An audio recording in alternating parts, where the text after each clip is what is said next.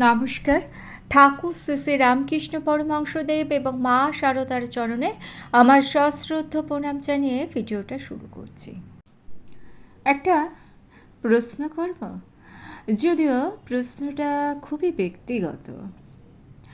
আপনি কি কখনো কারুকে এতটাই ভালোবেসেছিলেন যে মনে হয়েছিল তাকে ছাড়া আপনার জীবনটাই অচল, কিন্তু সে আপনাকে ছেড়ে চলে গেল? তা সত্ত্বেও এখনো কেন বলুন তো তাকে আপনার মনে পড়ে? আপনার হয়তো এখনো মনে হয় সে যদি একবার ফিরে আসতো। এই ভিডিওতে আমি আজ এমন একটা সত্য বলবো যেটা শুনলে হয়তো আপনার হৃদয়টা ভেঙে যাবে, কিন্তু আপনি নিজে মুক্তি পাবেন। এই সমস্যা কেন হয় সেটা আমরা বোঝার চেষ্টা করব ঠাকুর, মা এবং পুরাণের কথা অনুযায়ী, এবং ভিডিও শেষে এই সমস্যা হলে তার সমাধান কি হবে সেটা অবশ্যই বলবো। আশা করছি এই ভিডিও থেকে আপনি আপনার প্রশ্নের সমস্ত উত্তর পেয়ে যাবেন। আসুন তাহলে শুরু করি। প্রথমেই জানব এই সমস্যার কারণটা কি। আসলে সত্যি কথা হলো, আমরা সবাই একটা ভুল করি। আমরা ভাবি কোনো একটা বিশেষ মানুষকে আমরা খুব ভালোবাসি, কিন্তু আসল সত্যি কথা হলো আমরা ভালোবাসি সেই মানুষটার সঙ্গে থাকা অবস্থায় আমাদের যে অনুভূতিটা হয় সেই অনুভূতিটাকে আমরা ভালোবাসি। একটু ভেবে দেখুন, যখন সে আপনার সঙ্গে কথা বলতো তখন আপনার কি মনে হতো?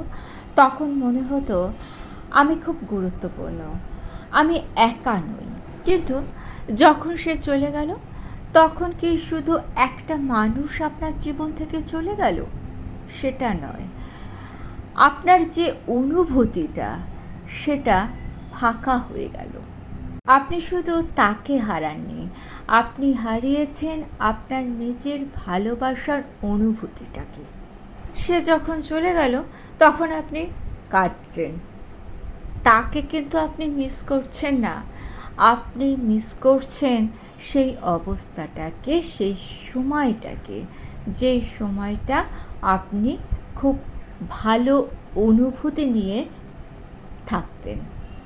এখন একটা প্রশ্ন, যদি সেই মানুষটা না থাকলেও আপনি নিজেকে ঠিক ততটাই ভালো লাগাতে পারেন, তাহলেও কি আপনি ওই মানুষটার জন্য কষ্ট পাবেন? সমস্যাটা মানুষটা নয়, সমস্যাটা হচ্ছে আপনি নিজের সুখ, নিজের ভালো লাগাটাকে ওই মানুষটার ওপর নির্ভর করে ফেলেছিলেন।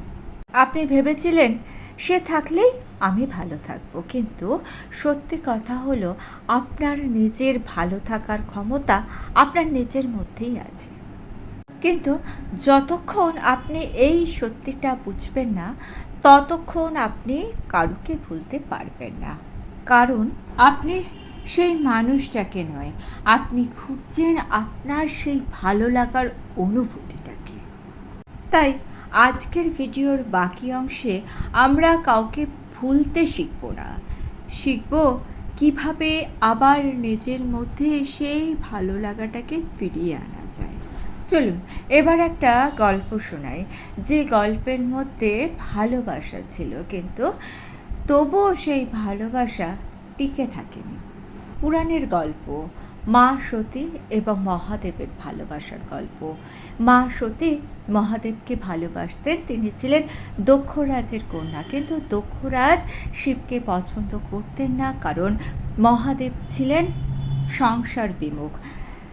দক্ষ মনে করতেন যে এই শিব তার সতীর যোগ্য নয়, তা সত্ত্বেও সতী শিবকে ভালোবেসে বিয়ে করেছিলেন।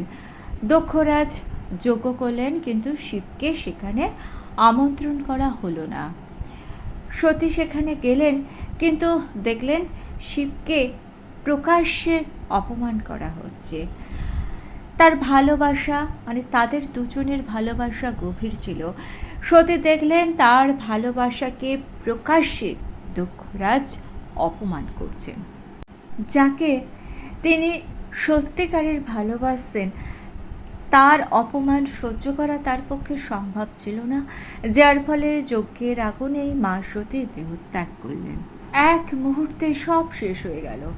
ভগবান শিব মা সতীকে অন্তর থেকে ভালোবাসতেন, কিন্তু তা সত্ত্বেও তাকে তিনি ধরে রাখতে পেরেছিলেন, কারণ পরিস্থিতিটা এমনই ছিল যে যেখানে সেই সম্পর্কটা টিকে থাকতেই পারল না। এই গল্প আমাদের কি শেখায় বলুন তো? এই গল্প আমাদের শেখায় ভালোবাসা থাকলেই সম্পর্ক টেকে না। যদি সেখানে সম্মান না থাকে, যদি সেখানে বোঝাবুঝি না থাকে, তাহলে ভালোবাসা টেকে না। মা সতী আসলে ভেবেছিলেন যে তিনি তার বাপের বাড়ি যাচ্ছেন, তাতে অসুবিধা কী আছে, কিন্তু তিনি তার ভালোবাসার অপমানটা সহ্য করতে পারেননি। ভগবান শিব মা সতীকে এত ভালোবাসার পরেও তাকে ধরে রাখতে পারলেন না। আসলে ভগবান শিব কিন্তু মা সতীকে বারণ করেছিলেন যেতে, তার সত্ত্বেও মা সতী গিয়েছিলেন। সম্পর্ক ভালোবাসা থাকলেও টেকে না যদি না সেখানে সম্মান থাকে, যদি না সেখানে বোঝাবুঝি থাকে, অর্থাৎ আন্ডারস্ট্যান্ডিং থাকে। তাই যে মানুষটা আপনাকে ভালোবাসলো না, সম্মান করলো না, তাকে ধরে রাখার চেষ্টা মানেই নিজেকে কষ্ট দেয়। ঠাকুর শ্রী শ্রী রামকৃষ্ণ পরমহংসদেব বলতেন, মায়া মানুষকে বেঁধে রাখে, আর সেই মায়া থেকেই জন্ম নেয় দুঃখের। মায়া মানে কি? মায়া মানে শুধু ভালোবাসা নয়, মায়া মানে এমন এক টান যেটা ছাড়তে গেলে বুকটা ফেটে যায়। আপনি যে মানুষটাকে ভুলতে পারছেন না তাকে ভালোবেসেছেন বলে নয়, তার উপর আপনি মায়া করে ফেলেছেন বলে। এই মায়াই আপনাকে বারবার তার দিকে টেনে নিয়ে যায়, তার কথা মনে পড়িয়ে দেয় আর আপনাকে কষ্ট দেয়। ঠাকুর আর একটি বড় কথা বলেছেন, যাকে তুমি নিজের বলে ভাবছো সে আসলে তোমার নয়, সবই ঈশ্বরের। মানে কি জানেন? মানে হচ্ছে এই পৃথিবীতে কোনো সম্পর্ক স্থায়ী নয়, সবই সাময়িক, সবই একটা সময়ের জন্য আসে আবার চলে যায়। আমরা ভুল করে ভাবি এই মানুষটা আমার, আর সেখান থেকেই আসে আসক্তি। যাকে তুমি ভালোবাসো তাকে বেঁধে রেখো না, কারণ যেদিন সে চলে যাবে তখন যদি তুমি দুঃখ পাও তাহলে মনে করবে তুমি তাকে ভালোবাসোনি, তুমি তার প্রতি আসক্ত হয়েছিলে। আর এই সত্যিটা যেদিন আপনি আপনার মনের ভেতর থেকে বুঝতে পারবেন, সেদিন থেকেই আপনার কষ্ট কমতে শুরু করবে, আপনি ধীরে ধীরে মুক্তির দিকে এগোতে পারবেন। এবার চলুন মা সারদা দেবী কী বলছেন। মা সারদা দেবী আমাদের এমন শিক্ষা দিয়েছেন যেটা আপনি যদি মেনে চলেন তাহলে খুব বড় কষ্ট ধীরে ধীরে একদিন কমে যাবে। তাই তো মা সারদা বলছেন যে যদি শান্তি চাও তাহলে কারো দোষ দেখো না। আমরা যখন কারোকে ভালোবেসে আঘাত পাই তখন আমাদের মনে বারে বারে প্রশ্ন জাগে, সে কেন আমাকে ভালোবাসলো না, সে কেন আমাকে ছেড়ে চলে গেল। আর এই প্রশ্নগুলোই আমাদেরকে মনকে অশান্ত করে তোলে, আমাদের মনে কষ্ট দেয়। তাই মা বলেছেন, অন্যের দোষ খুঁজতে গেলে তুমি নিজের মনেই কষ্ট বাড়াবে। তাই তো মা আমাদের শিখিয়েছেন, সে কেন আমাকে ভালোবাসলো না এই প্রশ্ন না করে সে যেমন আছে তার মতো সে থাক, আমি আমার মতো থাকবো, এই ভাবনাটা ভাবতে। মা আরও একটি গভীর সত্য বলেছেন। মা বলছেন, নিজেকে ভালোবাসতে শেখো। আপনি যখন আপনার সুখ দুঃখ ভালো লাগাগুলোকে অন্যের উপর নির্ভর করে ফেলেন তখন আপনি নিজেকে হারিয়ে ফেলেন। আপনি ভুল মানুষকে ধরে ফেলেছিলেন আর নিজেকে হারিয়ে ফেলেছিলেন। মা বলছেন, নিজেকে খুঁজে পাও, নিজেকে ভালোবাসো, তাহলে জীবনে শান্তি পাবে। কারণ যখন আপনি নিজের ভেতর পূর্ণ হয়ে যাবেন তখন কারো অভাব আর আপনাকে ভাঙতে পারবে না, তখন কারো ভালোবাসার জন্য আপনার মন অস্থির হয়ে যাবে না। আপনি এই সত্যটা বুঝে যাবেন তখন সেদিন আপনি কারোকে জোর করে ভুলতে যাবেন না, আপনি নিজেই তাকে ভুলে যাবেন। এখন চলুন জেনে নিয়ে এই সমস্যা হলে আপনি কি করবেন। প্রথমত, নিজেকে দোষ দেওয়া বন্ধ করুন। আপনি হয়তো ভাবছেন যে আমার কোথায় ভুল ছিল, তাই হয়তো এই সম্পর্কটা টেকেনি। সবসময় নিজেকে দোষারোপ করা বন্ধ করুন। জানবেন, কিছু মানুষ আমাদের জীবনে আসে আমাদেরকে শিক্ষা দিতে। দ্বিতীয়, তাকে আপনার স্মৃতির সঙ্গে যুক্ত করবেন না। কখনো সবসময় ভাববেন না যে তাকে ভুলে যাব। তাকে যদি সবসময় এই ভুলে যাব ভাবেন তাহলে সবসময় সে আপনার মনে আসবে। বরং আপনি বলুন, হ্যাঁ সে ছিল, বর্তমানে আসেনি। তৃতীয়, নিজের মনে নতুন লক্ষ্য আনুন, কাজ করুন। খালি মনেই কিন্তু নানা ধরনের প্রশ্ন আসে। নিজের স্বপ্নগুলোকে জাগিয়ে তুলুন। চতুর্থত, প্রত্যেক দিন ঈশ্বরের নাম নিন। যখন মন ভেঙে যায় তখন ঈশ্বরই আমাদের মনে শক্তি যোগান। প্রত্যেক দিন কয়েক মিনিট চুপ করে বসে নাম জপ করুন, দেখবেন ধীরে ধীরে মন শান্ত হয়ে যায়। পঞ্চমত, নিজের প্রতি ভালোবাসা বাড়ান। যাকে ভালোবেসেছিলেন তার অন্তত একটা অংশ নিজের জন্য রাখুন।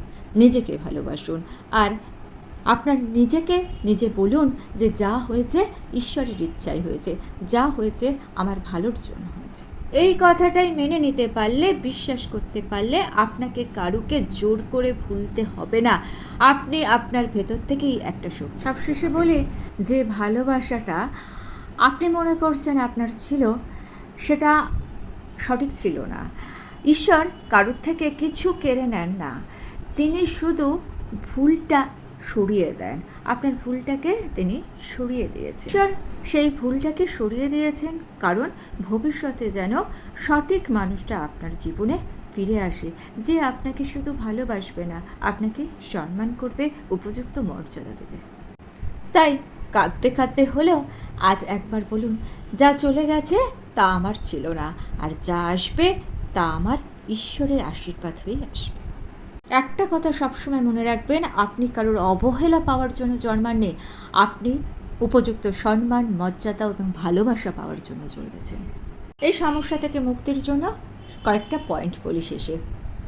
তার খোঁজ নেওয়া বন্ধ করুন। সে কোথায় আছে, কার সঙ্গে আছে, ভালো আছে কি খারাপ আছে, এই প্রশ্নগুলো নিজের মন থেকে, এই কৌতূহলগুলোকে নিজের মন থেকে সরিয়ে দিন। কোনো একা একা বসে বসে চিন্তা করবেন না। নিজের পরিবার, বন্ধু, আত্মীয় যাদের সঙ্গে আপনার থাকতে ভালো লাগে তাদের সঙ্গে সময়টা কাটান। ভালো স্মৃতিগুলোতে আটকে থাকবেন না।